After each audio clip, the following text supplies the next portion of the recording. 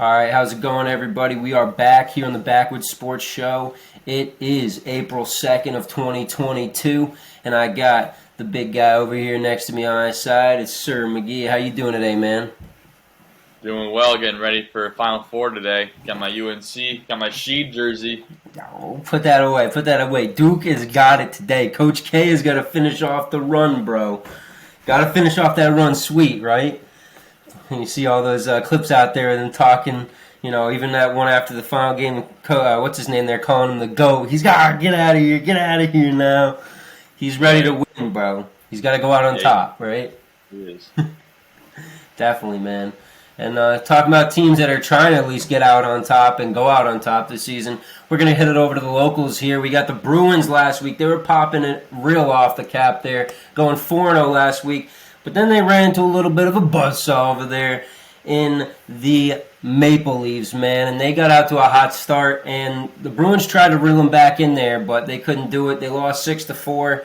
But then again, last night, you want to talk about popping off. The Bruins just last night went out there and put up 8 goals. They won 8, or sorry, not even last night. It was 2 nights ago. Thursday night, they won 8-1 against the New Jersey Devils. Brad Marchand had a hat trick until they realized there was a penalty in the play, took it away, had to clear off the ice of all the hats getting thrown on there. But just in time for a newcomer to come up in here, a local Massachusetts native from Billerica, shout out Bobcats when I used to play with them. Also a Boston College alum, Mark McLaughlin, with his first NHL goal of his career. And absolutely just doing some dirty work in there, man. Young kid, I don't know if it was his first game exactly, but one of his first games being called up to them and getting to shout him out in front of all of his home family and friends out there in the Garden. Said it was just an awesome experience, and hell, how wouldn't it be, man, being a local kid like that and getting to play for what I would believe is his home team. So, hell of a goddamn time. And Bruins right now on the season are 42-20-5. They sit 4th in the Atlantic Division and 7th in the Eastern Conference overall. But with a little bit of that black and gold and the spokes action, we're going to now kick it over to the green, where it runs real deep in the blood in the other side of the locker room. What do you got for us, McGee? Yeah, well, the Celtics have been staying hot. They've been hot for a while now. They did take over first place for about 24 hours. Then a couple games after they dropped to 4. Then I think they're at 3 now. And they started playing games, without Rob Williams because he had the injury. He's probably out until playoffs, maybe even the second round. Who knows? But they're resting Brown and Tatum. So they did lose a close game the other day to the Raptors and Wednesday against the Heat. But I think they're just resting. Who knows? They probably don't even want to finish first right now because the whole Brooklyn might be in the play-in tournament type of thing. But Jaylen Brown, he's been going off right next to Jason Tatum. He put up 32 points on 12 of 18 shooting. He's perfect from the line with 6 free throws. He had 7 dimes, 2 steals. Tatum joined in there with him with 31 points and 6 assists and 6 rebounds. So they got that win over the Pacers the other night. So they're 48-30 right now. They're first in the Atlantic Division and the 3rd in the Eastern Conference, and they're 6th in the whole NBA standing. So they're sitting pretty, getting ready for the playoffs starting, and the season's ending in about 4 more games. So yeah, dude, they're doing pretty hot out there and staying hot. So Celtics fans out there looking out for a good time. I mean, it might be a little bit of a price here, but you might want to pop out to a game because we got some serious action going on. And if Rob Williams is back and anywhere near on attack like he has been this year, they could make a serious run. I say at least Eastern Conference Finals, but we'll see how it goes. We got a lot of big superstars in the other teams, and McGee knows well how some of those guys can turn it on up when they need to.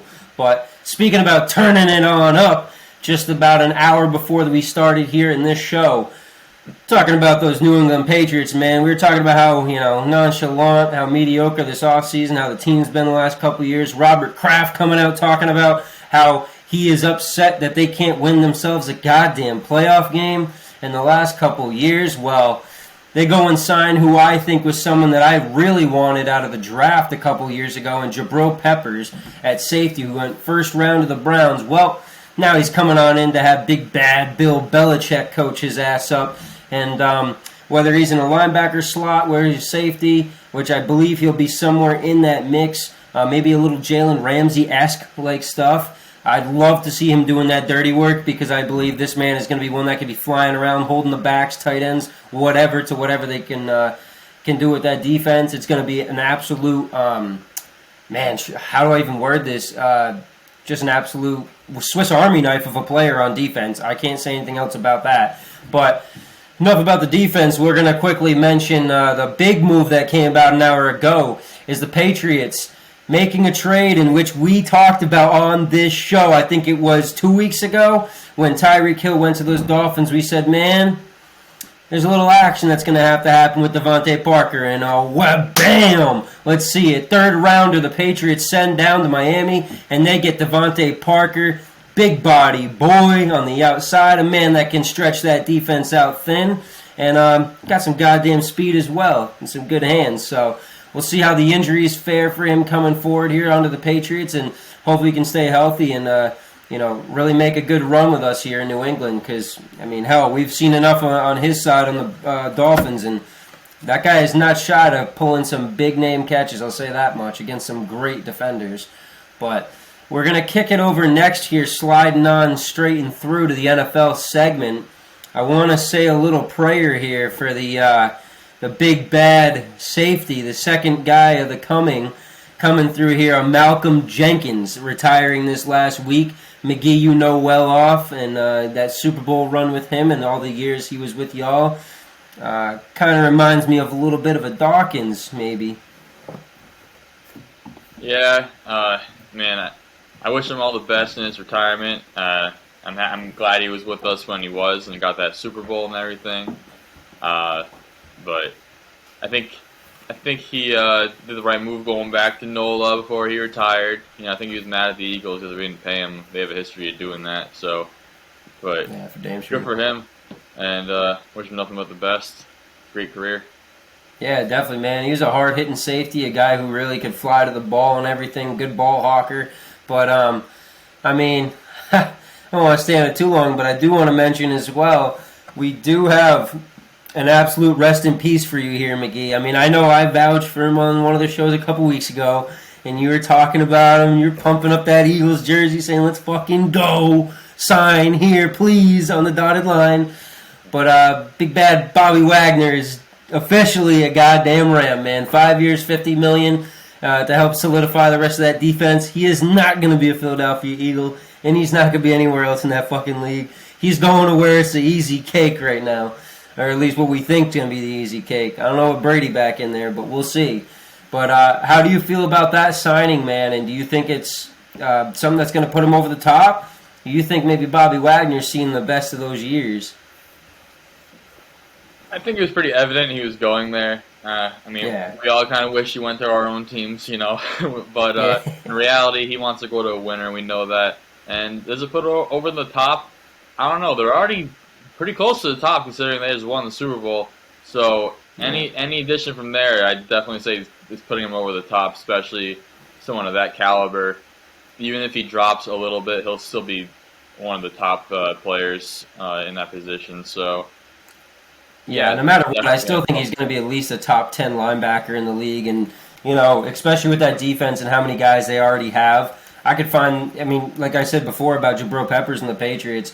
I think with them having, what's his name then, Jalen Ramsey already on the roster and doing a lot of that work in the linebacker-ish area, doing a lot of cross things between corner and everything, I think him and Bobby Wagner are going to be like an absolute tandem together. And, besides making good plays in the field, I think they're going to be absolutely laying wood on motherfuckers out there. It's going to be a hell of a sight to see. That's for sure. Laying the wood down, not even a question. But, we talk about these ball hawkers out there, these big name boys that got good hands. Well, and we did talk about the Dolphins before. We're going to talk a little about the Dolphins making a big money move yesterday, splashing in here. We got another 5-year, $50 million extension going out to Xavier Howard of the Miami Dolphins, man. Big boy out there making a lot of huge plays for them. Big name picks, everything. He's picked off Tom Brady how many times? Twice in a game.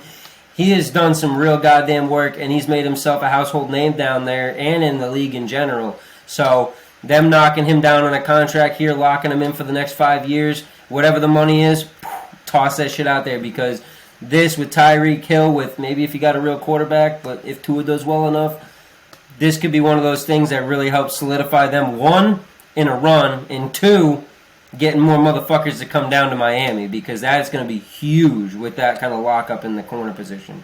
He is one of the few last guys I can say that truly can lock down a corner. Yeah, definitely. It's a nice reward for him, and just nice to solidify him for another 5 years. And doesn't Miami have 2 first-round picks also this year? Yeah, I'm pretty sure they do. I don't think they traded any. Or no, remember that Tyreek Hill deal? I think they might still have 1 or 2. I can't remember. I know they did trade some away though. But because you mentioned Tua, I don't think they might move up this year. But I think maybe they'll trade one of them and try to get a better pick next year in the first round, and maybe go for quarterback there, depending on how Tua does this season. Yeah, it's true, man. It's not like I don't want to shit all over Tua. I mean, he's pretty decent. He's a good quarterback. He did lead them to 10, 11 straight wins last year towards the end of the season. Shout out Brian Flores, should have kept that job. We'll see how he does without his coach. So, but exactly, man. Like the coach is a massive part, and we'll see what this new guy comes in here doing. If he can really, I mean, everyone says he's a young guru like the rest of these guys, and he's worked with a lot of the younger coaches that are in the league now. Been under them, whatnot, Shanahan, all those boys. But we'll see how it goes, man, because the Dolphins, they definitely could be a threat this year. But, you know, Patriots getting Devontae Parker, open up that offense over there and might be a threat as well. So we'll see how it goes. But we don't want to forget here, and talking maybe a little Toy Story action, but some Andy Dandy Dalton, man, signing on down this last week down to the Saints for a 1-year deal. Now, we know since Drew Brees left, it's been, what about Jameis Winston? What about Taysom Hill? Carousel inside their own building.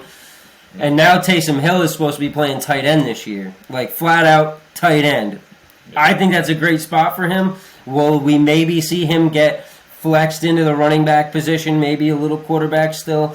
Maybe some movement at the line to get him some balls coming around the outside and some, sweep plays? Probably. But Andy Dandy Dalton at quarterback, how do you feel about that? And you think he's going to hold it down and really revive his later part of his career here? Or do you think this is just a move to hopefully have someone to back someone up in case? I think he's going to back up Winston. I mean, I think they'll go out and say they're competing for the job and training and preseason and all that, which they will be. But I think Winston's going to win it if it comes to that. And Andy Dalton's going to be a good backup, and Winston's probably going to get hurt, or he might get benched for throwing 6 picks and a half. Who knows? And Andy, he can definitely step in and be that guy to help finish off a game. But if you're asking him to, be your starting quarterback for what? For how long are you doing that for? And come on, no. I think Winston's still the future. Yeah, it's tough. Get another quarterback in a draft later on, but I think Winston's the man that's going to be in the pocket. Yeah, and it's going to be tough, honestly, for any quarterback to me that is on the Saints roster right now because, let's be honest, you haven't had any freaking weapons since Drew Brees is on the team. And once he left, I mean, hell, we had Michael Thomas that didn't want to play for him, basically. We have other guys that are trying to play for him, but are, they're just too young in their career. They're trying to make it along, and they got nobody to help. I mean, not to say nobody. They have coaches, whatnot. But they have no true talent like Michael Thomas is and whatnot to really help them progress in their career and show them more or less the path and how to make it at work. But then we even have this offseason, freaking goddamn Alvin Kamara going out and committing a crime. Now, I'm not going to say he did that just so he wouldn't have to play, because hell no. This dude probably wanted to play his ass off for this team. But still, this team has no weapons left on offense. Like, they basically have Taysom Hill. That's about it. Good thing you pay that man because he ain't going nowhere with that contract.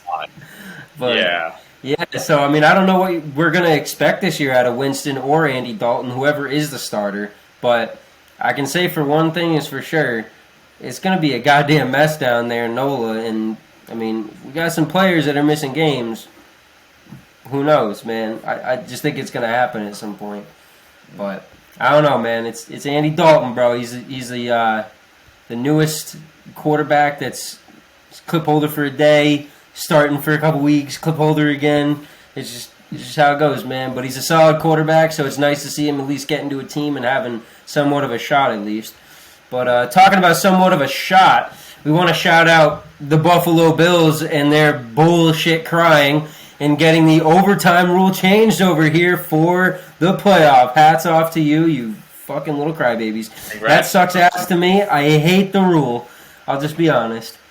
I saw, what the hell is his name? I forget, on one of the ESPN shows talking about it. He said, there's nothing else to this, but this is just a soft-ass rule. There's no one else that, should like it. It shouldn't be accepted. If anything, this takes away from defense being defense. Nobody at this point is going to play defense like it should be played anymore. And everyone's just, okay, well, we got another shot. We got another shot. So the defense is playing semi-half-ass, or at least it's in their head to play half-ass because they don't give a shit. I don't get it. I personally used to love the gladiator sudden death fucking rule. We're just, whoever the fuck scores first, it's over. Maybe that was 80-90% the team that got the coin flip, but guess what? Flip the fucking coin a little better, bitch. I don't know, man. What do you feel about this rule? I agree with you. I think it's stupid. I think it's unnecessary. And I do think it's going to make the defense care less because then the defense Damn straight. If the defense is most likely going to see the field twice, because if you're the first defense on the field and you say, oh, it's okay, it's not my last drive because if they score a touchdown, my offense is either going to tie it up and I'll be back on the field, or we're going to stop them and then my offense is going to win. So if they don't get a stop, they're like, well, I'll be back on the field anyways. I got to rely on my offense now. So yeah, that drive isn't there as in like this is my last chance right here. I got to make the stop. Some will think that for sure, but I think it will take that away from the game a little bit, and I think it's stupid. I think they should just kept it the same. Yeah, I mean, I think they made huge progressions before even having it the rule the way it was and having, you score a touchdown, the other team gets a chance. Or, sorry, if you get a field goal, the other team gets a chance, whatnot. I figured that was fine that way, but now that we're doing this, it's like, we might as well play a whole fucking overtime because it's probably not going to matter, and we're going to get probably pretty goddamn close to a full overtime at the end of this bullshit. I'll be honest. And, I mean, hell, if they want an overtime game in the playoffs to go more or less the distance of an extra quarter, well, you basically got it here without doing it. So I don't know what you're expecting, but I'll be honest. Sudden death or you're a bitch. That's how I put it. And the NFL decided bitch. So, sorry NFL, but you're a bitch for this one. And Buffalo Bills, you may be rejoicing, but I can't fucking wait for this one to slap y'all in the face because it's going to happen, y'all. It's going to fucking happen. So, Bills aren't that good. I just put it out there. Josh Allen, you may be really fucking great, but y'all going to lose Stephon Diggs soon enough, too. Just bet on that. If I could put it on the line, I'd put it on the line. But, yeah, man, I don't know. I don't want to talk too much more about that, but just soft-ass rule and crazy-ass shit going on in this world. That's all I'll say. But talking about some more crazy-ass shit and rolling right on and straight through, bro. The move this last week from the Tampa Bay Bucks. We talked before about how Tom Brady might be leaving the Bucks. Was it real? Was it fake? Was it the biggest smoke of all the offseason? Well, I think we kind of found our answer here, if there is any correlation and if that thing was even a possibility. But Bruce Arians now drops out and retires as head coach. And just a little toss in there. I called it the night before because I saw it on a random-ass article. But Todd Bowles taking over as head coach. Huge move, getting on in there, sliding in, taking a role. And, he was coach of the Jets before. Something big. I think he could do well in there. So how do you feel about that Bruce Arians news, man? And what do you think's going on down there in Tampa Bay? Yeah, I was pretty surprised, I guess, when I saw the news. It's very, very unexpected. Who knows if it has anything to do with Brady? I personally don't think so. I think they're unrelated because, I mean, he's the one that gave him the contract, and he knew he was coming back. So I really don't know. It was all of a sudden, it seemed like, which is kind of the biggest thing to me, which is why I'm more confused of how quickly this happened and just like all of a sudden, like I said. Yeah, and you move into a front office role, like you wonder if maybe, I don't know, none of us know right now for the reason or anything of what he did this for, but you wonder if it's maybe like a medical reason or something where he doesn't want to be traveling all the time or, even family reason, whatever it may be. He's been in the game forever, man. I'll say that much. I mean, how we talked to Brad before in that show a couple weeks ago, and he was talking about Arians and a bunch of different guys and stuff, and how taxing it is to people and stuff to just be around and especially be around different places in the league besides one, which are most coaches at the end of the day. And yeah, man, like just huge, because we did see right after Brady retired and people were asking about him around the league, like he said it would take like 5 first-round picks to get Brady off him and stuff. So like you definitely know he was gunning for his own player, even when he wasn't technically his player still. And maybe a reason why he's leaving is because he knows that Brady might not come back next year, and he's like, I don't want to deal with rebuilding around another quarterback. I want to take this front office. Like you said, I don't want to travel. I don't want to do that. I don't want to be part of a rebuild either, because I know Brady's going to be leaving probably. Yeah, that's true too. That definitely could be one of those things. That's for sure. But not too much on that since we don't know too much at the moment. But how do you feel, because I can tell you in a minute how I feel about it. How do you feel about Todd Bowles coming in from offensive coordinator, from defensive coordinator and taking over that head coaching role? Because now everyone's saying, well, just like the Patriots, offensive coordinator's wide open and ain't nobody there to take it as the moment. So how do you feel about that, man? Yeah, it's a little unorthodox, but we've seen moves like that before where the head coach just makes everything more defensive-minded, so maybe we'll see a shift to where they focus not like more on defense, because it's hard to do that when you have Tom Brady on the offense, but see some different schemes, and we'll see if they change up their defensive ways, see how much of an impact he makes throughout the whole organization. But I think it's good for him, great promotion, hire from within. I think that's pretty cool. So. Yeah, no, definitely, man. And I'll just throw it out there, like, when he coached the Jets before back in, what was it, like 16, something like that for a couple of years, I like Todd Bowles. He was a good coach. He was sound. And for what shit kind of roster he had, he made do with what he had. So personally, I think with how he managed the clock and everything before, and he did win some pretty decent games with the Jets, mind you, even though there were shit numbers in the end with the record. He kept his team in it to the end of the year. He did what he had to do as a head coach to be a viable head coach. And I'm glad to see him get another role. I'm especially glad to see him get a role with a team that actually has a chance to win, because this can now show his true prowess as an NFL coach and see if he can really make a good run here. But got to be honest, man, don't get any easier than having Tom Brady out there in your roster. That's for damn sure. And I think it's going to be one of those things where, who knows, man? Like, it's going to be a head-scratcher if they don't win games, I'll say that much, because I think they have a real good chance to make a great run, and with Bruce Arians only sitting back in an office position, who knows what kind of influence he has still on that roster. So I think it should be a good turnout for them. But I will kick it over next year to this other section. We're talking a little about Todd Bowles and whatnot and getting his head coaching spot. But we want to talk a little about the offensive coordinator position, because this last week the NFL just rewrote the Rooney Rule, which used to be hiring someone of color for a position, any position in a coaching staff. They had to at least be looked at or whatnot, head coaching, all that. And now they rewrote it to say that every season, every NFL team, now, mind you, I'm going to just put it out there now, that rule is fucking stupid to begin with. You hire the best man, you go through your process how you do. I know they don't really do that, so they had to do something to put a rule in. But now revising the rule to, you have to have someone of color, or you have to have a woman in an offensive coordinator position. Wasn't offensive coordinator, but some sort of position. So I'm going to just put it out there right now. I feel terrible for anybody that falls under this rule, because one, like I've always said, it's a bullshit rule. Two, it's just to get somebody hired in a position that at the end of the day might not have even existed on the roster if they didn't have to do this. So to me, all this does is just make people look like an ass. One, and two, make the person in the job look like they were just handed something.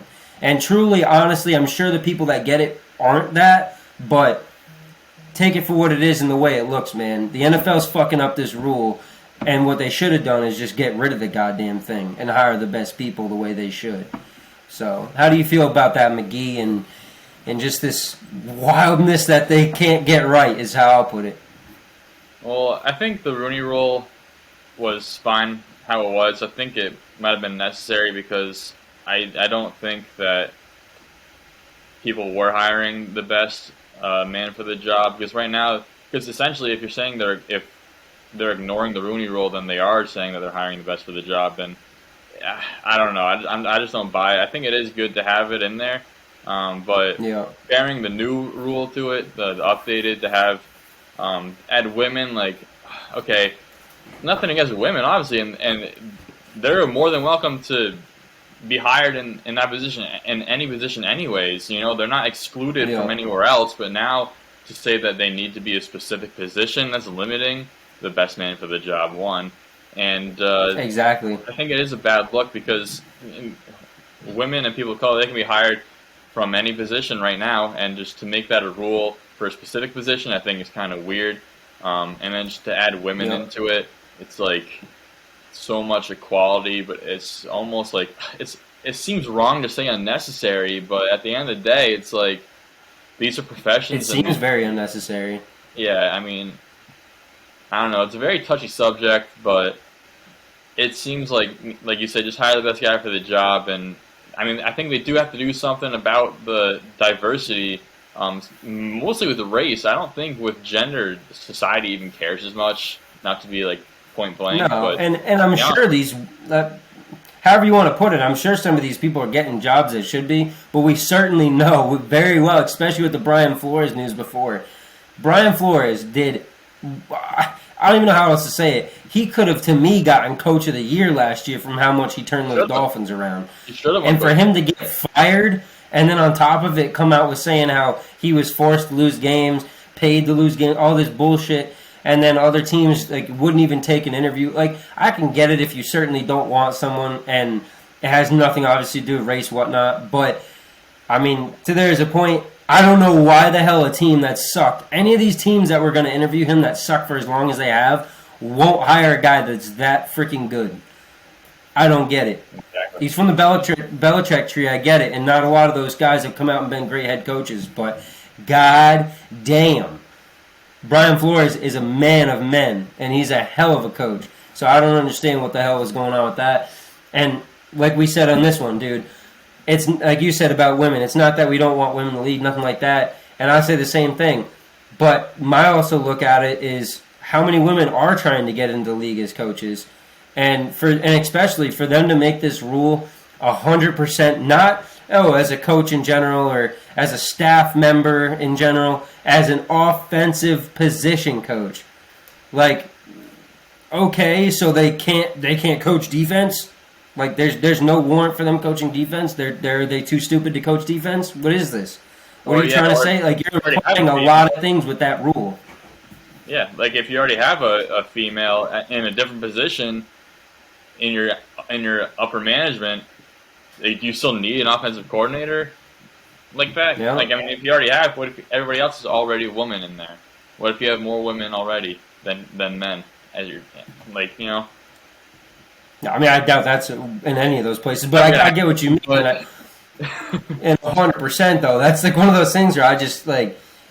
I mean, I feel like we could go on all day about it. It just baffles me that they have to come out with this bullshit. Because we know they're not hiring the right people at times, but at the end of the day, these are billionaires making decisions, and they're making whatever they're doing. And hell, some of them we know, very well know, they're making the wrong decisions a lot of the time. And I'll be honest, it's really nice to see Dan Snyder now out of that role in the Commanders over there. I want to say Redskins because I'm a real old man there, but I mean, his wife taking over. I'm gonna tell you right now, tenfold flip on whatever they did before. The Commanders are going to be way more of a force this time. The only thing holding them back now is probably Carson Wentz at quarterback. Old two springs there. Yeah, we'll see how he does. That'll be interesting. As an Eagle fan, I'm ready for that division rivalry with Hurts and Wentz and the Commanders. That's and going the to be Eagles. wild, dude. I love seeing Jalen Hurts out there. I remember we talked about it on his first game he had out there against the Saints, and that big, I think it was like a 23 to like 21 win, something like that, or 28-21 win, something like that. He just really well game managed that game through, made a couple good throws, but made a lot of good running plays and stuff. Did what he had to do to take that game over. And ever since, he's done pretty damn well for that team, honestly.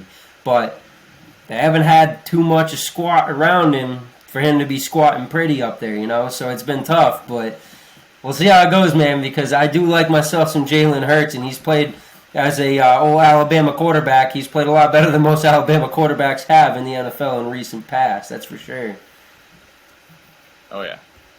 Definitely, man. But talking a little about quarterbacks and hopping over into, maybe the land of airheads, we're going to talk a little bit about Lamar Jackson over here on the Baltimore Ravens, sitting there talking about a possible holdout, pulling all of his pictures off of Instagram for $250 million is what he's been wanting.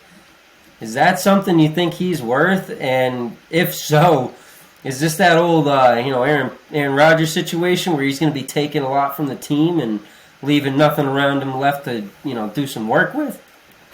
It sounds like he just wants to get his bag and just worry about that because $250 is a lot. I don't know if he said over 4 or 5 years, but I mean, either way, that's a lot of money, and you're right, it's not going to leave the rest of the team with a lot left to spend for around him. So it'll be interesting to see how the team responds to his holdout. Yeah, man, I definitely think that's going to be a pretty weird situation there, honestly. And I mean, hopefully it's something for them going forward that it's not going to be an issue because, I mean, I'll tell you right now, Lamar Jackson hits the open market, $250 might be the goddamn minimum he gets because I'm telling you right now, there's going to be a team, even if they suck balls, they are going to want themselves some Lamar Jackson action because that guy, New Era 8, the shout out, he is absolutely killing it, bro. He is, realistically, he's kind of like Deshaun Watson in that category of, I mean, we talked about with Brad before where, improvisers and stuff, it's not always the greatest to be that kind of guy.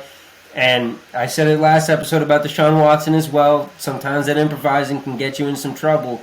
But if he goes to a roster that has some good receivers out there, who knows if it's going to be trouble. I mean, more likely than not, you can get into some trouble doing that stuff. But who knows? I'll say that much. But before we get out of this NFL section, I wanted to kick it over to one last thing. We talked about Devontae Parker going to the Patriots, and I don't want to do too deep of a dive here, but I do want to ask you, we did talk last week on how we were talking the echelons of the AFC East and who could be where and possibilities and whatnot. Now with Devontae Parker and the Patriots, do you feel a little more, secure saying the Patriots could be in that secondary spot in the division, or how do you feel now?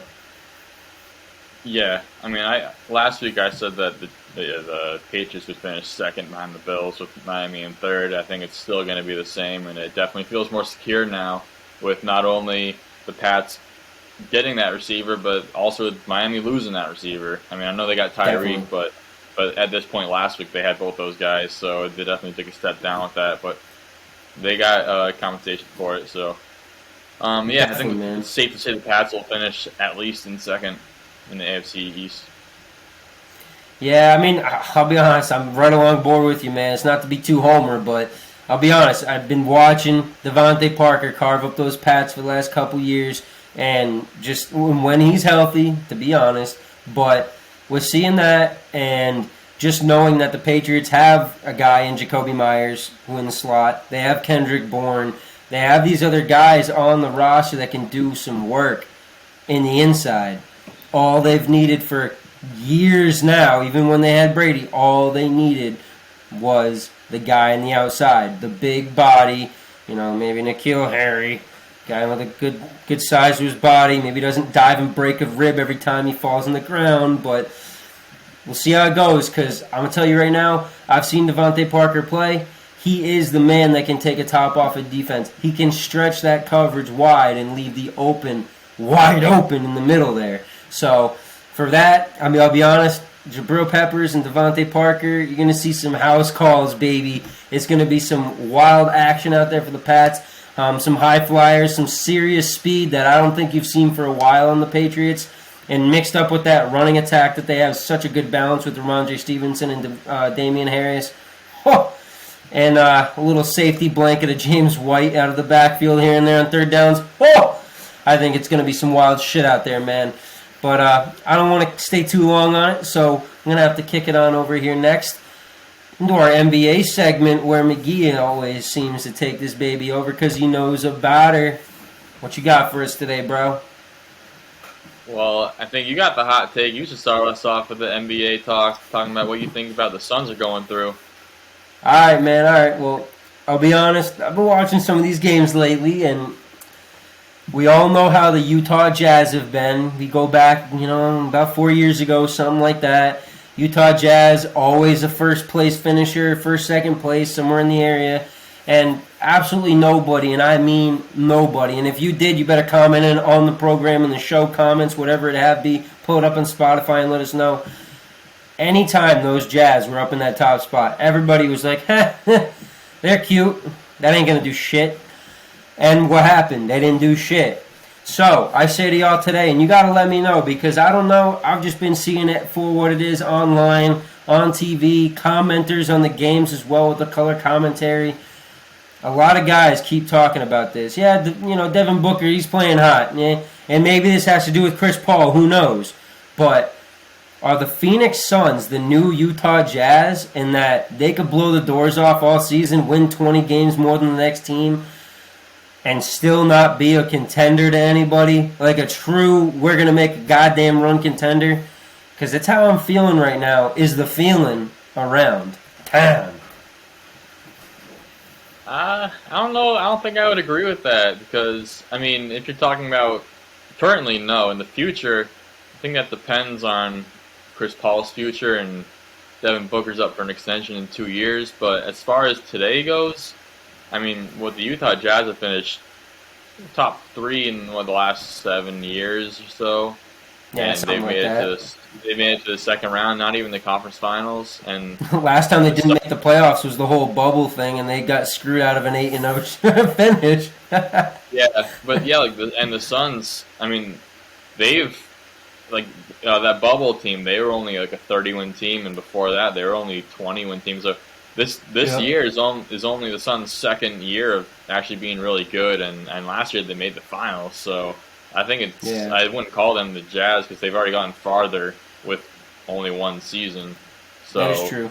If injuries happen and some upsets in the playoffs, first or second rounds within maybe another 3 or 4 more years, then you could definitely compare them. But as for now, I wouldn't classify them as the same. All right, and hey, I ain't gonna hate on that at all because like you said, they've gone farther, they've done more.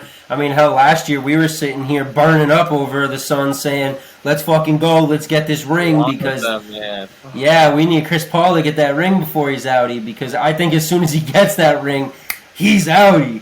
I don't think there's a question about that at this point. I mean, maybe there is, who knows? We'll talk about it when it comes around there, but, man, I mean, my thing, truly and honestly being, it obviously starts and ends with the 2 guys in the play of Chris Paul and Devin Booker, but we can't forget about that. We can't forget about the big boy, sometimes a crybaby ass Ayton, man. And if we get tough as nails Ayton, who can put up 20 points or maybe even 10, 15 points and get double-digit rebounds, you probably are looking at a championship, at least finals team. Maybe not finals winner, but a finals team again. Now, if you get crybaby-ass Ayton again, there's where it may slide into the Jazz kind of role where, when the Jazz weren't making their runs early on, I mean, it really relied on the guys down low in the paint not doing their job. So, to me, it really has to do with that at the end of the day. And even with the Celtics, comes back with Rob Williams. He comes back healthy, they can make a run. If not, they're going to be missing a lot of rebounds there on that side and probably giving up a lot of offensive rebounds. So I just rely at that on the end of the day. One man in specific, as long as the 2 tops are going off in Booker and Paul, it's all about DeAndre Ayton, man. He better be doing that dirty work, or else there ain't no work to be done because he's going to be out. He's going to be done. Gah! And I think that once the Suns' run is over, I think they're going to go back to being a 20, 30 max win team again because I'm a little concerned about their future because, Chris Paul's going to retire soon and like I said, Devin Booker's contract's coming up, and is he going to extend? I don't know. That is a tough question, to be honest, and it might depend on if he wins a ring or not.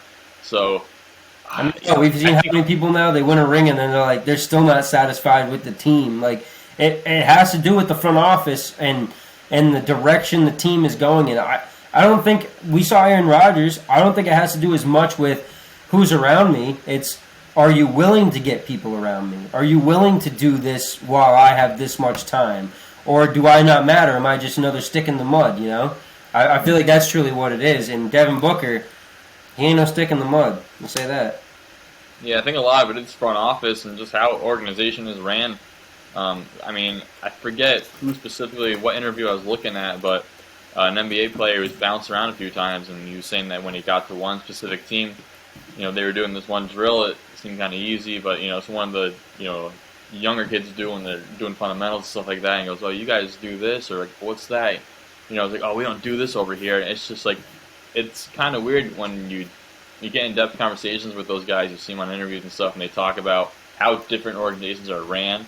It really seems like it's a whole new world to them. Like, it's crazy, like how the same sport you can have so many different variations and ways to go about it. So yeah, he might just want to. Maybe I'm not saying he's not comfortable in Phoenix, but maybe there's a place out there that fits his comfortability more. Yeah, dude, maybe there's a brighter sunset in other places in Arizona that might not be as freaking hot either. That's for sure. We'll have to see. Devin Booker to the Celtics. How about that? No, I think they got enough help in that area, but some rebounding. Keep all those rebounders always around. Yeah, but hey, speaking of being a fit with the organization, we got some news now that Julius Randle might be done with New York City, done with James Dolan, done with Tom Thibodeau, and done with the New York Knicks. The other night, with a win against the Bulls, we saw Julius Randle toss the ball in the crowd, stormed off the court, had a very negative body language, almost as if they'd lost the game. And evidently, after the game, he told whoever those higher-ups in charge that he is done. So this man went from the king of New York last season, got some undeserving MVP chance, the whole shebang, brought him to the playoffs the first time since Melo and Amari, and now he's been getting booed. He's been playing bad all season. He gave his own fans a thumbs down, told them to shut the F up. Oh, man, what a ride for Julius Randle. If all this is true, do you think he's out of there at the draft night or beginning of next season? I mean, I definitely think he is, man. With the way the NBA is nowadays and stars, I say lightly stars, a person, a guy of better than average play, anyone basically in the league that's a player being able to move themselves damn near where they want to go. I'll be honest, it's tough, dude. It's very tough. And for a guy who definitely, I mean, he played some damn good basketball last year, and it's not to say he hasn't this year, but once you get a head on you like that, I'll be honest, there's how many teams are going to truly want you, and contending teams going to want you when they know what you're doing. I mean, the only place I could see him going to that's a contender that would certainly have to take him for as low as possible or do something to make sure he's not taking up too much. And a team that definitely needs a big man that's at least solidified and not too young and maybe not fitting, whatnot, might be those Golden State Warriors, bro.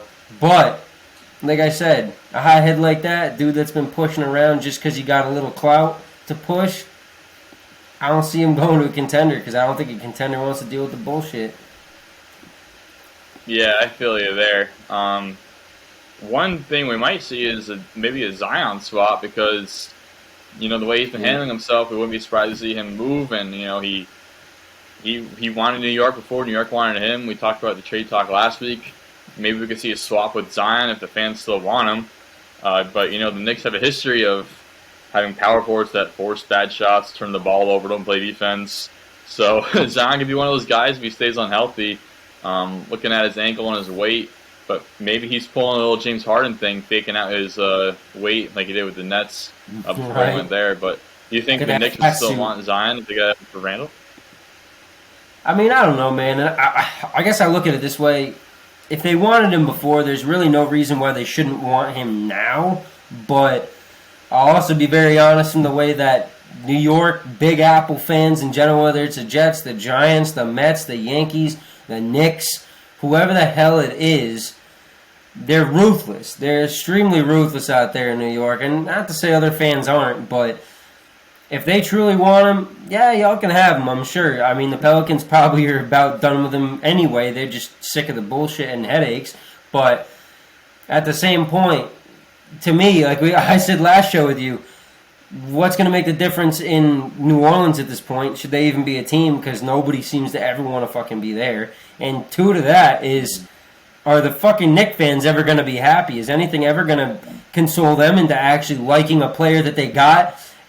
And what's working out for a player for them? Is it making a little run into the playoffs? Is it winning a ring? Because it's certainly not going to happen. Like, what the hell do you want, fans? I guess if New York's really making the decision on the fans, you better go goddamn in that interview and ask them what the fuck they want out of this team. Because I'm gonna tell you right now, you got a really goddamn good player last year in the draft, or 2 years ago in the draft, who's playing absolutely awesome right now. He is showing up and showing out.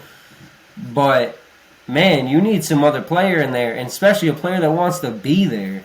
Because I can't tell you what happened with Julius Randle, but it's definitely ownership, and it's definitely something with maybe coaching that is creating a serious rift. And who knows if that could happen again very easily with a guy in a superstar-like range like Zion. Yeah, and definitely, I don't think you can ever satisfy Knicks fans. I think that's a great question. And the answer is no, you can't. And yeah, Obi Toppin and RJ Barrett, both the last two draft picks, have been balling out, so maybe he's getting tired of sharing the starlight even, who knows. But speaking of stars... Yeah, because Toppin is playing hot, dude. That's for damn sure. I mean, a dunk contest there. Yeah, and speaking of these guys that play so well, we do see sometimes that they take nights off. Floyd Mayweather recently came out complaining. He said, they'll play a couple games, they'll take a couple games off. That's not cool. If you're hurt, if you're not hurt, you need to be out there playing, because these people pay a lot of money to see NBA players entertain. Do you think he has a point here? Oh man, you know what I'm answering on this. He's got a massive point right here. There is no reason. I've always said this since the beginning of time. There's no reason these goddamn pussy-ass players should be taking time off. They are too well taken care of. They got too much shit going on. Everything being done for them. There is no reason they can't hop out on that court when they sit there. Anthony Davis, all these dudes. I mean, Anthony Davis, granted, he was hurt. But talk about all these dudes sitting pretty on the sideline for their team, everything. All the nights when we know goddamn well they're fine to play. Ben Simmons, you pussy little sucker. But honest to God, man, all these dudes sitting out there all the time, just not playing night after night. Yeah, off, okay, on, here. I mean, especially coming from a dude like Floyd Mayweather. Dude, yes, he might show out and put everything into what he does on the one night he does in whatever part of the year, because he does, one fight a year maybe or whatever. But you also got to think, y'all are NBA players. This isn't even the NFL where you're taking brutal hits every game, multiple what I call car crashes in a game. This is the NBA, and this isn't bad boy league with the Pistons or nothing. This is soft-ass basketball where if you even touch somebody, it's a fucking flagrant. So, let's get over the soft-ass bullshit. And, I mean, if this is coming from Floyd Mayweather, man, that dude takes punches straight to the goddamn face and gives them back. So, I side with Floyd fucking Money Mayweather here on this one. 100, bro. Yeah, I get you, and I get Floyd for sure. But the only thing with Floyd, he's the guy that takes punches to the face, sure, but I mean, he doesn't do that 5 nights a week and fly around the country at the same time. But I'm with you as a fan. As a fan, I want to see the full team that I paid to watch. But on the other end, as a player, I'm obviously not a player, but if I were a player, I'd put my health and longevity over, at the end of the day, an unnecessary game. So what I'm proposing, how do we fix the issue? And I think everyone's perspective, you can do a little bit of something to help yourself out. The NBA, I think the first thing you could do, which you'll never do because money talks, but reduce the amount of games that you have, because it is unnecessary to have 82 games. That's why people sit out. And maybe you should be more. be more strict on players' injury status or if they're tanking or not. Because people say, oh, I'll get surgery, I'll do this. We want some real medical proof that these guys are injured, and not just these little, we need legit time frames also, and not just last minute type of thing. So as a player, I mean, I'll be honest, dude, it comes right back to the end of I'll be honest about it, in betting. You look at betting and everything and lines and stuff, and you see people, I'll talk about it honestly, you see people coming out there and going, okay, I'm going to go to ESPN or whatever, and I'm going to check to see. And it says, oh, Giannis day to day. Oh, Luka day to day. This day to day. Or, oh, he's out. And this is, mind you, out, and it's 20 minutes before game freaking time. And then, oh, okay, well, this team's an underdog, but I could take that. And then, 20 minutes later, when the fucking game starts, the dude's right out there in the court. Yep. And that actually hit me last night because I was doing a little player prop. I like to do those, but as you know, sometimes they lose the most money, and I was doing a little Cade Cunningham player prop, just a quick straight bet for his point line, and he only played 8 minutes, and Dwayne Casey benched the entire starters for the Pistons. Obviously, because they're trying to tank, but they ended up winning by 10 points or whatever. So at the end of the day, I don't know what, great, you're developing your young guys and stuff like that. But I'm I lost money betting. That's on me. But hey, if I put that money towards getting a ticket to watch my boy play, then I'd be pissed. So as a fan, what we can do is just try to be more aware, stay active on the teams or players PR accounts, but at the same time, they don't always update them. So it's kind of hard. But the players, I think, maybe one thing that they could do to help solve this solution is just figure out something with their paydays, for their contract, because right now most of their injuries are fully guaranteed. So it's very tricky to figure that out. But I think that if they're resting, if they only give you a one night's notice, then they shouldn't get paid for that. I think they need to give fans a heads up. Because no injury comes overnight or game time decision. Nothing starts game time decision, unless something dramatic happens when you're warming up. Yeah, and I can totally understand. I mean, even the NFL. The NFL, I'm pretty sure the rule is it's an hour or something before the game that they have these last moves in there.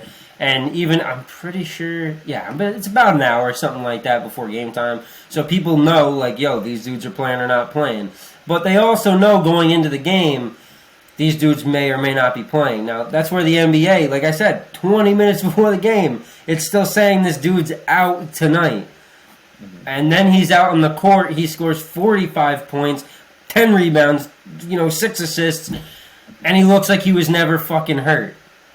So, whether it's a real injury, whether it's a fake fucking I wanted to sit my ass down on the court injury because I didn't feel like playing, and I guess then it comes back to us sitting there and looking at it us not being, true athletes in that sense of the professional end, but you look at it as when you're playing on a team, you're playing with your brothers. And when you're playing with your brothers, you want to live and die with your brothers. You want to be out there for your brothers.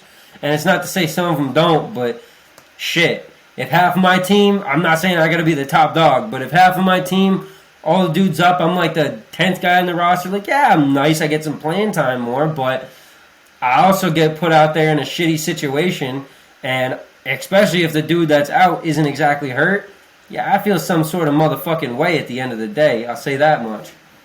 Yeah, and it goes both ways, like you said, those late rotation guys or even now the G Leaguers that get called up, they're getting their chance to showcase what they have for another contract or to stay with the team. So it does go both ways. These young guys that need time to prove themselves get that now. And it's just sucks to see as a fan because if I was a player, I'd be on the player side, but now I'm a fan. I'm kind of the fan side, but I understand why the players do it. I think the NBA needs to step up and figure this out, but they're not going to because they're going to just try to make it worse because when they make it worse, they get more money somehow. That's America for you. Screwed up, I'll say that. But dude, I mean, I'll say it as honest as all hell. It's like we said before with Cade Cunningham in the 8 minutes the other night. You guys, not to be mean, but just being honest here, you guys kind of suck. So I get you want to go through, weed through people on the back end of the roster, find out what's still going to actually be around for next season, what what guys actually have real good cohesion with the starting lineup, or people that are actually solidified bench role people. I think you guys do have a pretty good nucleus there, honestly. Keeping Jeremy Grant wouldn't be the worst thing because he's pretty damn good, but I know that whole situation anyway. But to be honest, though, what at that point, what do you have to lose besides wanting to lose games? Nothing. So you should be playing your people. Maybe fuck around with the back end of the roster with those, the bench and everything, but your starters should be going balls to the goddamn wall, man. This is the point of the year where they can steal games from other teams. And it's not to say they're not stealing games, because they certainly did last night, but there's some teams that, they're rolling over like dogs and showing them bellies, man, that's for sure. And it's kind of shitty to see it. Yeah. Hell, there's even playoff teams that are doing that shit right now just for seeding. I think it goes different between each team, because if I'm a playoff team or trying to get in playoffs, then I'm with you. I'm putting my starters out there. But if I'm a team like Pistons or Orlando or Houston, I'm probably not going to put, Suggs, Cade, Green out there on the court for all 82 games, especially if I'm trying to get in that lottery again. So I think it goes both ways, but at the end of the day, I'm with you. They all need to play the minutes. So yeah, at least respectful minutes. I'm not saying you got it. I'm not saying stamp them down for 30 minutes a game. They have to be at right. Play them semi-normal minutes. And if you're that back end roster, mess with your goddamn roster. Throw out some weird starting lineups. Do some random shit, but don't make it so obvious. Is how I'll put it, I guess, because it's looking pretty obvious. I guess is how I put it. Yep. But kicking back to the old days when players never sat out, we're going to some Hall of Fame inductions for this 2022 draft class. First ballot Hall of Famer, Manu Ginobili, getting in there. He might be the best steal of the draft, coming at pick 57. This man created the Euro step, all while obtaining 4 NBA championships alongside Timmy and Tony. He was only a 2-time All-Star, but he won recognition as the 2008 Sixth Man of the Year. And the Euro step is now used every day by many players, even 10 to 15 years after Manu introduced it. Still, no one's done it like him. He's also a Euro League champion and MVP, a 2-time Italian Cup winner and MVP, a top 50 European player, and he's finishing his career with over 4,000 points, just 3 rebounds shy of 3,700, and over 4,000 assists. This man had a great career with the Spurs. How do you like Tony? How do you like Manu? Bro, man, I always love Manu. I mean, hell, I'm kind of looking like Manu nowadays. You got that old bald spot on the top. Manu was an absolute killer on the court, man. The old man who looked like, oh yeah, I could take this dude anytime. And what would he do? He'd sauce you right the hell up, put you on your ass, and he'd finish that off with a damn good, sweet-looking shot at the end of the day. I mean, I'll be honest, it's a weird comparison to say because I know Kobe brought a hell of a lot more fire and athleticism to the game, but he kind of seemed like an old, if we saw Kobe through 5-6 more years of his career, that's what Manu Ginobili was his entire career. He was just a solid player, a solid shooter, and he was extremely freaking smart, dude. One of the best IQs in the game, but how the hell could you not have that great of an IQ being with old Pop over there on the Spurs? Just perfect, man. He was such a great player. I'll just put that out. He was a great player. He was a great fit for that team, and everything just seemed to fall into place. Damn sure. When ending his career was perfect when he had that James Harden block from behind that turned into a huge meme. That was great back when he was in Houston. But we'll turn it over to the next Hall of Famer that's getting in here. Not a first ballot, but this man's entering this year, a 5-time All-Star, Tim Hardaway, getting into the Hall of Fame this year next to Manu. He was an All-NBA defensive second team 3 times in his career, putting up over 15,000 points, 2,800 rebounds, and over 7,000 assists. Also an Olympic gold medalist for Team USA back in 2000. He's going to get recognition for the Hall of Fame. Great career by him. I want to quickly move over to a coach that's getting in. One of my favorites. He really excelled with the Nuggets for most of his career, but he's been a lot of places. We're talking about the NBA coach, George Karl. He was the 2013 Coach of the Year. He was a 2-time CBA Coach of the Year, a 4-time NBA All-Star Game coach.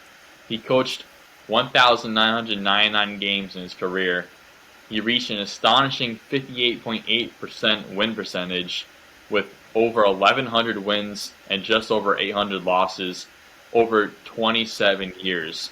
That's averaging about 30 losses per season, which is good enough to make the playoffs 22 times out of those 27 seasons. And he finished with a record of 80 and 105 in the playoffs, which is tied for the 8th most playoff wins in NBA history. You like George Karl? Hell yeah, man! Love me some George Karl, dude. That's a hell of a statistics right there on his career and everything. Same thing goes with Tim Hardaway, man. Both absolute all-stars, not even a question about it.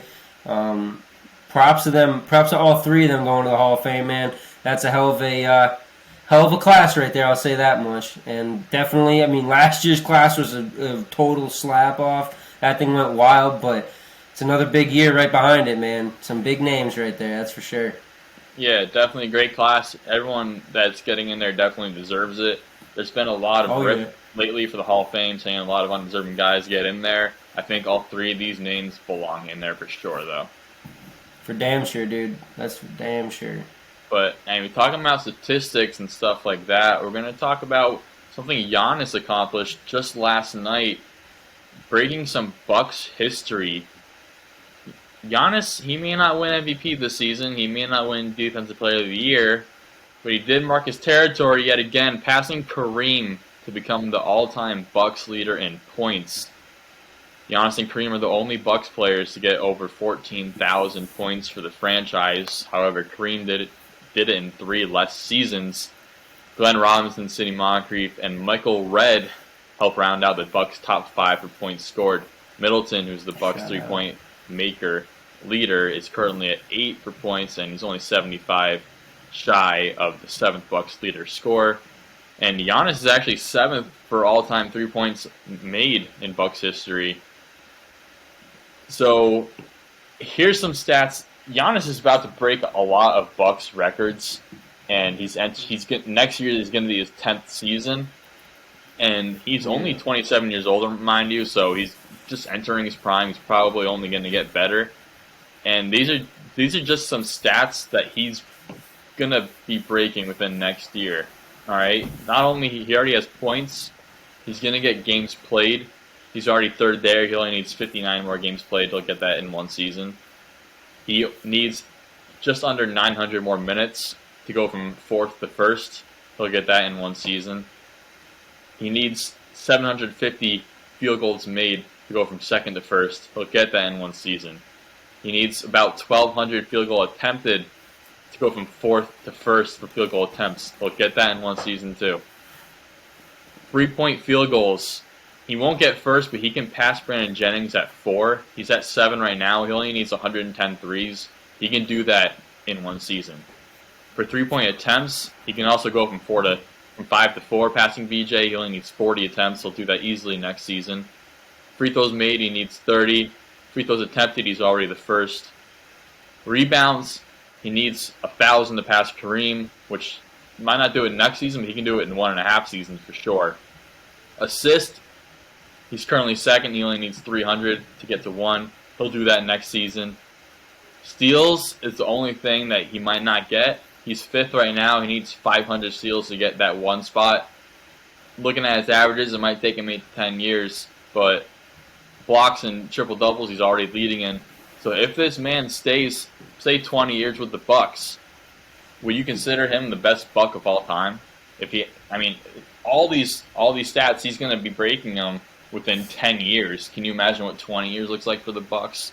Look within the history. It's tough, man. If he got shooting a lot better percentage earlier in his career, I think a lot of these other stats would be a little more raised at this point. And it's not to say he's not good or nothing like that, because we know Giannis is an absolute force out there in the court. But yeah, I think it's a book is already closed up and sealed off with some fucking Gorilla Glue right now, man.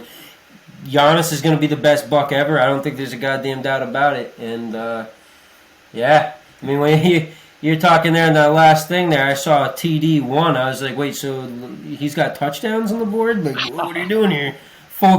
full court shots. Yeah, no, But, triple leader, yeah. So, yeah, triple double crazy. leader, man. No, I mean hell, he's a walking, talking triple double, man, and he's got the dad jokes to back it up at this point, dad caps and all. So, I mean, love Giannis. Think he's an absolute baller. It's tough. He's right now in that third odd spot on FanDuel for the MVP. So who knows what it is? I think earlier in the season, like we said, and like I said to you, Embiid was an absolute runaway train, bro. But it has gotten a hell of a lot closer being Embiid. Joker took him over for favorite. It's then Embiid, it's Giannis, and then it's Doncic right there, rounding out the top four. So it's getting saucy, I'll say that much. If it is or if it isn't, but it looks saucy. Yeah, I'm not looking too much into the lines. I think a lot of it might already be made up unless there's something like a 0-point game that kind of happens, or someone else gets a 50-something gamer. But basically, yeah, DeMar DeRozan could have gone off at any time before he had to do 50 points 2 nights ago against the Clippers. Any freaking time, man, because it's a waste at this point. Should have just tucked it away for next year, DeMar. Yep. But got the win at least. Fuck it. Kicking it back to the Bucks really quick. Talking about Giannis being the best Buck of all time, and he's getting a lot of these. His usage percentage is about 28% alongside Middleton. It's not too surprising. It's really high, though. We don't know what Kareem's was in Milwaukee, but when he was with LA, it was around 23%, and that was with when he had Magic and Worthy kind of in like the later half. But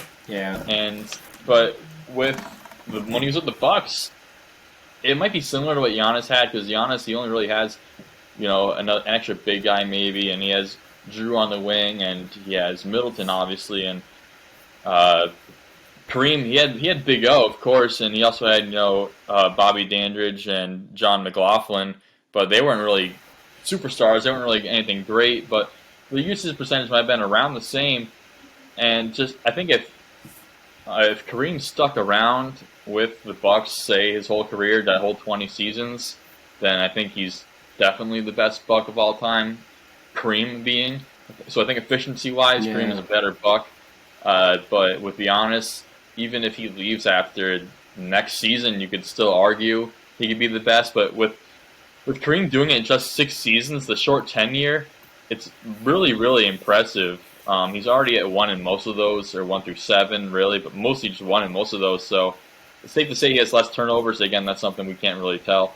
But to be where he is with just 6 seasons, if you say this whole career, I think he would shatter Giannis' records, because even when he left, he was putting up 26 and 14 and 4 blocks, which aren't even his best numbers in LA before Magic and James got there. And then even when those guys got there, he didn't drop below 20 points a season until his final 3 years in the NBA.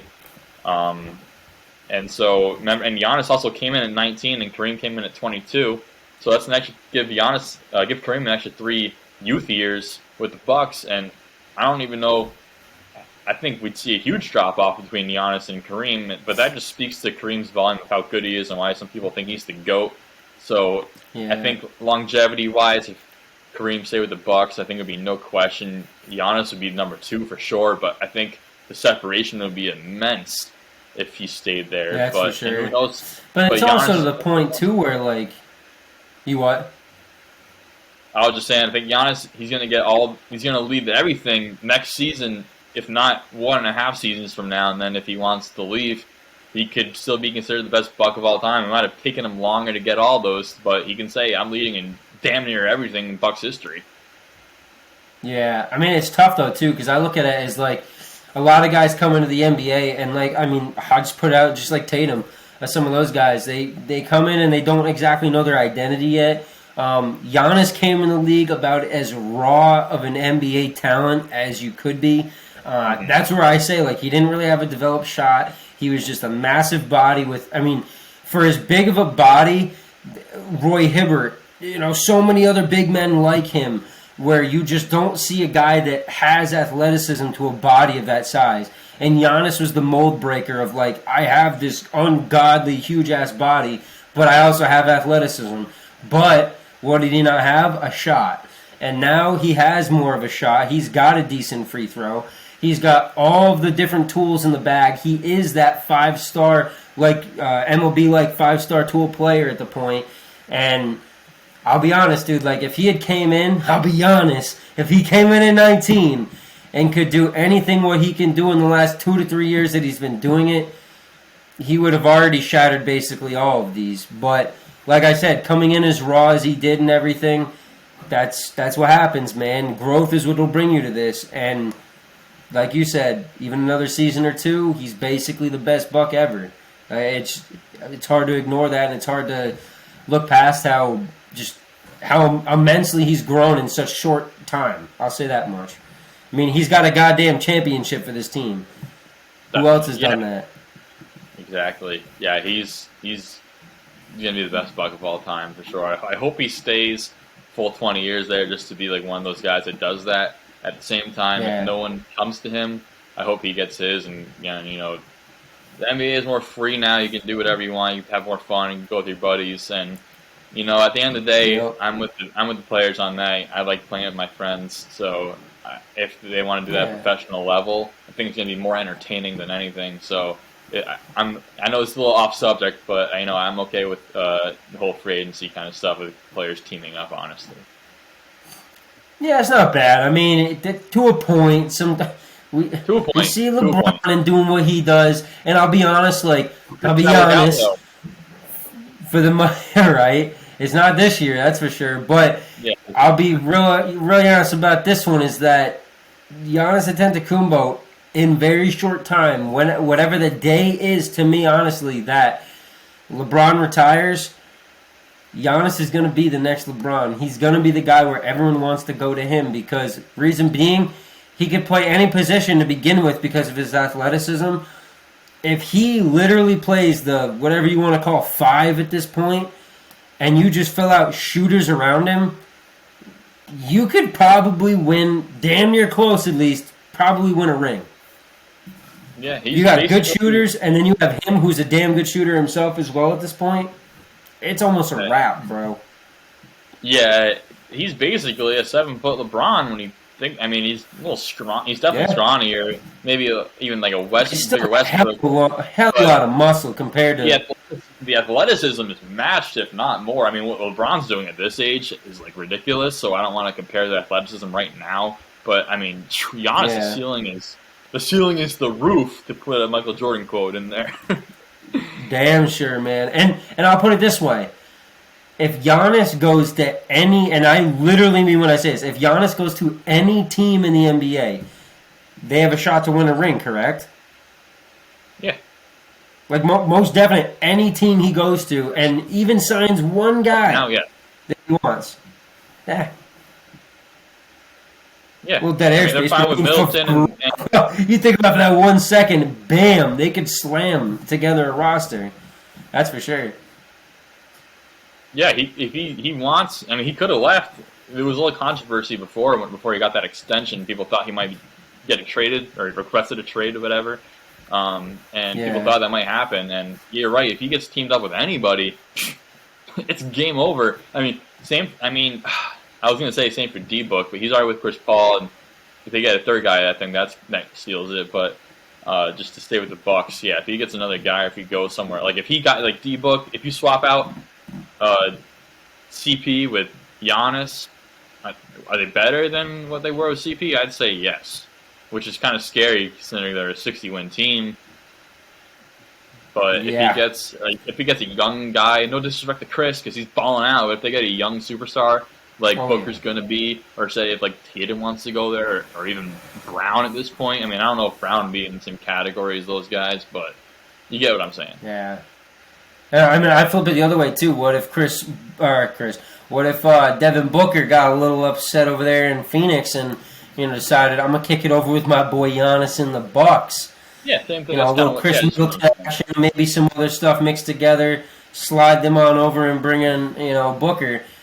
Right there, bam! You probably got a finals roster right off the bat. Booker to the Bucks. The Bucks would be better than if Giannis went to the Suns and teamed up there. Yeah, quite literally. Yeah, but most definitely. Before we wrap up the NBA segment, we'll the basketball segment. We want to talk a little bit about the Final Four. We got Nova and Kansas playing tonight at 6 o'clock on TBS. Who you like out of that game, yeah. Hollis? Man, I got a little parlay going through here. I'm gonna go real honest and true. I think Villanova, we talked about it before, I feel like they have a chance to make this run, get themselves another championship, be cutting down that net one by one. But it's not going to be an easy one because Kansas has been putting up some serious big bad boy paint buckets, man. They have been doing a lot down there in the dirty work area, so it's going to be a tough matchup. But yes, I am going to give Villanova the little squeeze by tonight. That's how I feel. Yeah, I'm with you. It's hard for me to root against Nova right now. I like them, and I've always liked Nova, so I'm gonna go with them just because, you know, a little biased. But moving on to the next game at 8:50 on TBS right after Nova beats Kansas, we got UNC playing Duke. It seems like it's always the world versus Duke, but today it seems like it could be a straight 50-50 because of Coach K's retirement after the season. It could be his last game. Is he going to go the whole way, and it's going to be a huge story? This is UNC's and Duke's first time meeting in a Final Four. It's their 100th match total with Coach K as the head coach. So who knows? Maybe the refs have it out for Duke, or maybe they'll just play well enough with Paolo Banchero doing all that stuff before it becomes a Piston. But who you like in the Duke game? I mean, it's tough to push against Coach K because he is part of the parlay tonight.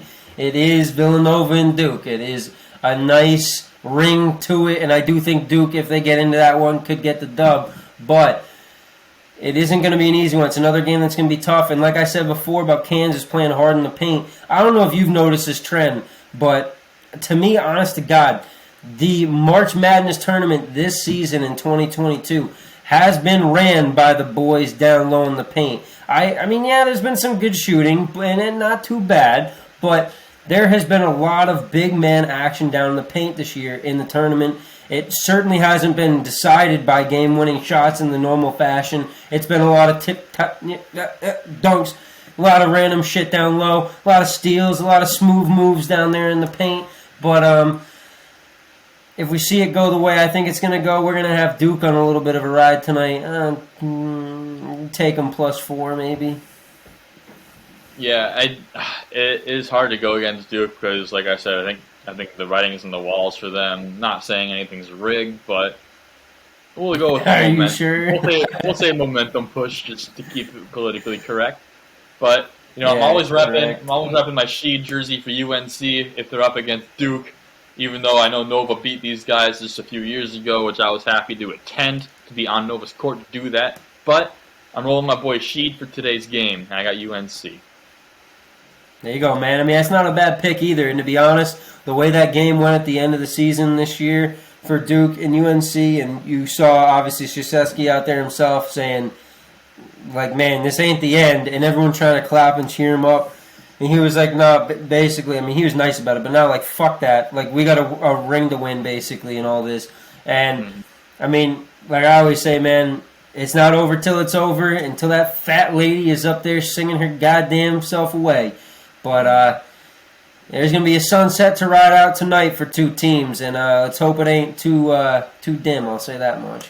Because this is the Final Four. This is March Madness, and it has been pretty damn mad with St. Peter's and all these other boys riding and rocking around town. So we'll see how it goes down here to get to these final two teams, but it's going to be a hell of a ride. I got Duke and Villy, baby. The old villain. Let's get it. Let's go.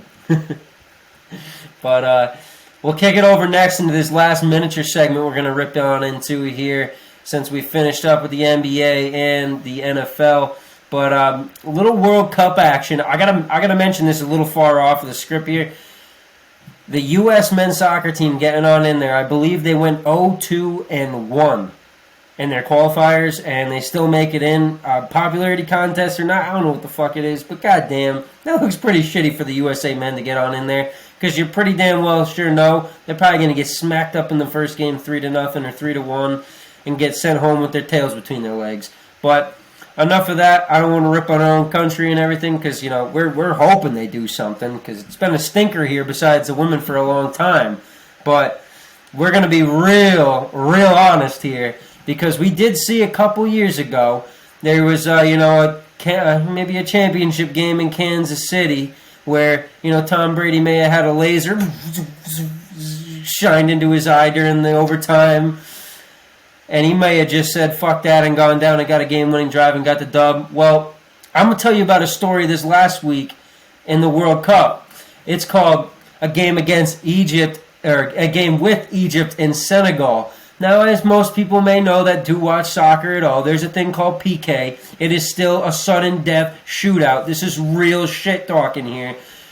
And we also may know a little bit, if you're a soccer fan, about how Senegal fans are absolutely wild and ruthless. We see sometimes how European teams, whatever, they'll storm the field and start breaking shit and burning stuff and horses racing around, all this crazy crap.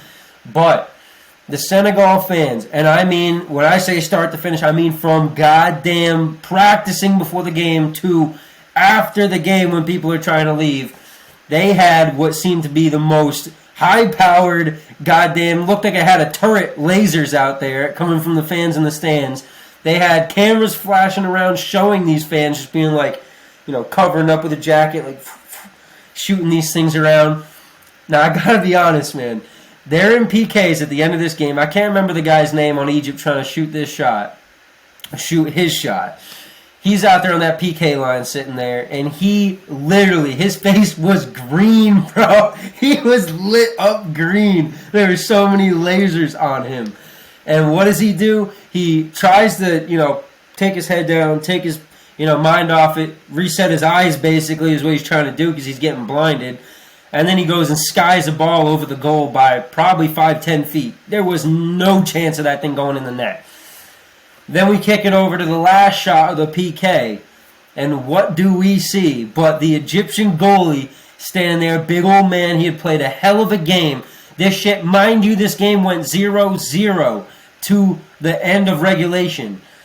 And these fans, man, oh boy, if they didn't knock that boy out with the shot before in Egypt, well, they were going to get at that goddamn goalie tenfold. This goalie, bro, you see lasers all over the place, right in his eyes. His chest, lasers everywhere. And the goalie, literally, right before the shot, he's like, because he can't see nothing. And then the shot goes right by him in the net. Game over. Match set. Senegal moves on over Egypt, who is like a huge favorite. Bro, I get it. Like, what the hell went on here? And what is going on? Like, how is that not illegal? What do you think about this? It's definitely illegal. I think if they catch the fans, they're going to ban them. I mean, at least that's how it should be. That's how it's in most American sports. But no, you can't be doing that. And as a player, I'd be pissed because, and not only am I like, man, I just choked on that. I let the game win and go. But at the same time, I'm in the locker room, man. I'm seeing stuff. My eyes kind of hurt. So, yeah, dude. Like, literally, they had timeouts. They don't really stop time in soccer, but they had points where guys are coming out of the game because they literally just couldn't see.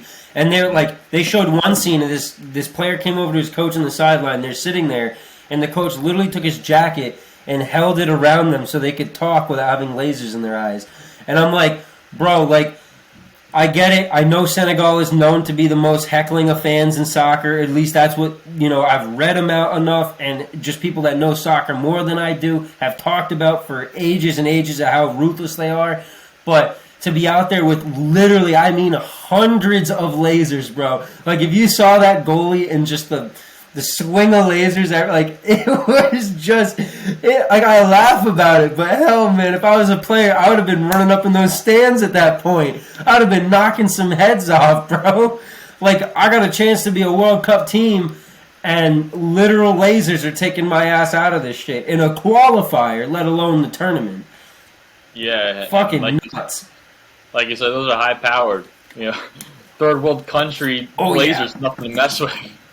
Dude, they're probably buying them from us or some shit. This is some big old conspiracy out here. Russia and all, no. But seriously, it was just, man, it just had me laughing so bad. But at the same time, I feel for those players because if I was one of those players, I honestly do not know how I could have handled myself in that situation. Like, I really don't. Just insanity. But with that and being end of that, and before we get out here on the end of the show, I do want to mention we have a little something we've been skipping out on lately. We got our question of the week up in here, and we're going to have to bring this one on over to what we've been focusing on for basically the back end of this entire last month. That's March Madness, man. And with all the madness that's ever gone on in this tournament, we got to ask you fans to send us in. When you go into your Spotify, you pull up on the bottom little tab there. You got the question of the week right at the bottom. And for all you people on YouTube, you just comment in there. Do what you do. And any other apps, just send it in on the socials on Instagram, Facebook, Twitter, TikTok, whatever it be. But let us know because we always got to know. So question of the week this week with the tournament on deck is, who is the biggest surprise player in March Madness tournament history? This year we had Dougie E-Dirt Buckets out there, just absolutely canning anything he made. Free throws were about 100 because he was like 80% on the season itself. I mean, for the most that I know, Dan, you may know some more of the big names from this tournament, but we also had good old Jimmer Fredette out there from BYU making the run himself. I mean, there's been a lot of them in the time of the history of this tournament, man. So we got to know them. You got any for us out here in this show today, bro? Well, the first one that comes to my mind, it might be a little biased with my Nova, but Dante DiVincenzo, when they won their third championship, when he put up, 45 points, something out of nowhere. I think that was just super unexpected. Championship game, just balling out. He single-handedly won it. So, first thing that comes to mind, just because I like Nova, and he balled out for him, is Dante DiVincenzo. All right, man. Well, like I said, let us know, fans, what y'all think down in those comments and on that pull-up in Spotify. All that stuff. We are now on video on Spotify. If you haven't caught us, we've been on it for a couple weeks. So if you want to watch, whether it's video, whether it's just the audio, you can close that thing on up, not even put it on. You're all good to go. And for us here on the 2nd of April here in 2022, that's a show for us. And for anything else going and popping off, check up on the Instagram and all that shit for any other news coming up this week. So that's it for us today. And we'll see y'all next week. Take it easy, y'all, folks. Peace.